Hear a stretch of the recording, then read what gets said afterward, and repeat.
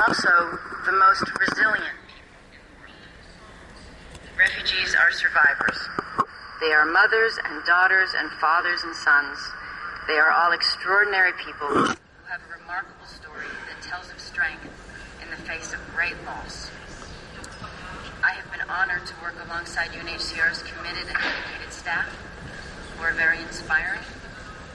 They operate in some of the world's most dangerous places, from Somalia to Libya to Afghanistan, in order to help those in need. And I thank them, we thank them for all that they do and the personal risks they take to do it. Today's conflicts place UNHCR staff and their colleagues and other organizations increasingly at risk. This year, we were confronted with the senseless slaughter of UN staff in Mazar-e-Sharif, Afghanistan, and Abuja, Nigeria. Violence is an affront to the principles that these brave men and women work towards.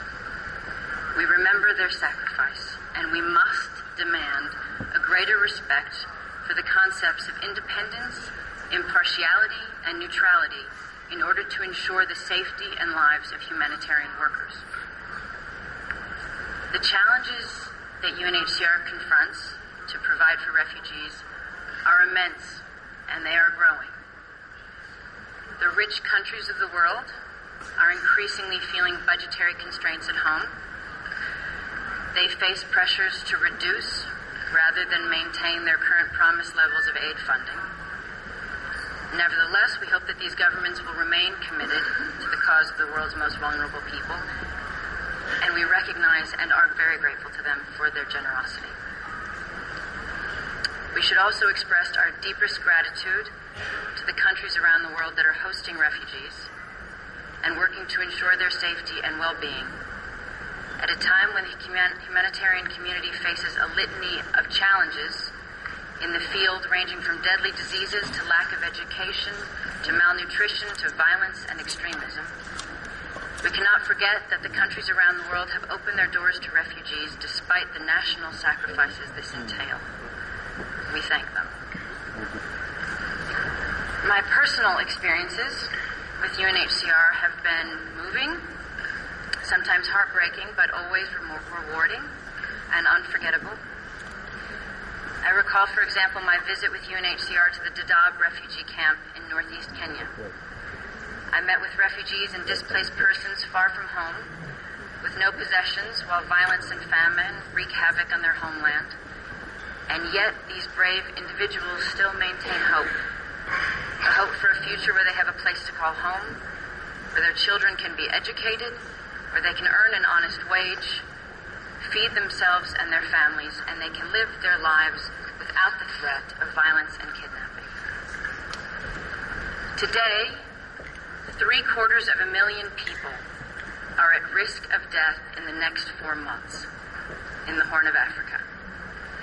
This astonishing number of at-risk lives is the reason this is termed the humanitarian crisis of a generation. The work we are doing needs to scale up to meet the needs of these individuals. How we continue to respond to this period of malnutrition and famine is going to define the work of NGOs, governments, and international organizations working in the Horn of Africa. It will quite starkly determine whether a huge number of people live or die. On my recent trips to Malta and Tunisia, I met with families who fled from North Africa. They had escaped earlier conflicts, including Somalia, and they found safety in Libya. And then when the conflict erupts in Libya, they have to flee yet again.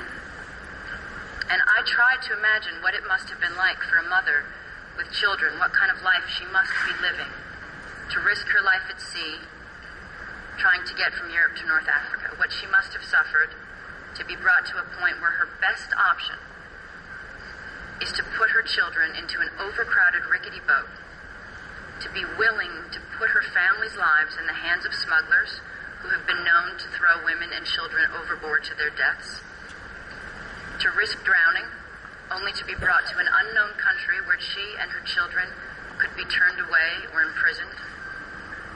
She steps on that boat knowing full well that this year alone, 1,500 people have died at sea on that exact same journey.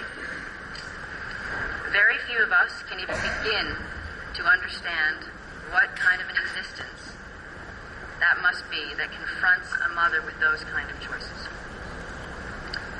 Earlier this year, I visited the village of Kwalagadu in Afghanistan, where most every family had been displaced at some point in the last 25 years. In a place where girls' schools and their teachers are often still targets of violence. The community leader, a Pashtun man with a long white beard, made a case for a girls' school. And as I listened to the men in the village, young and old, help to plan the new school, a little girl named Sahira pulled me aside. And she said, "If you build a school, I promise I'll work really, really hard and I'll go until the 12th grade."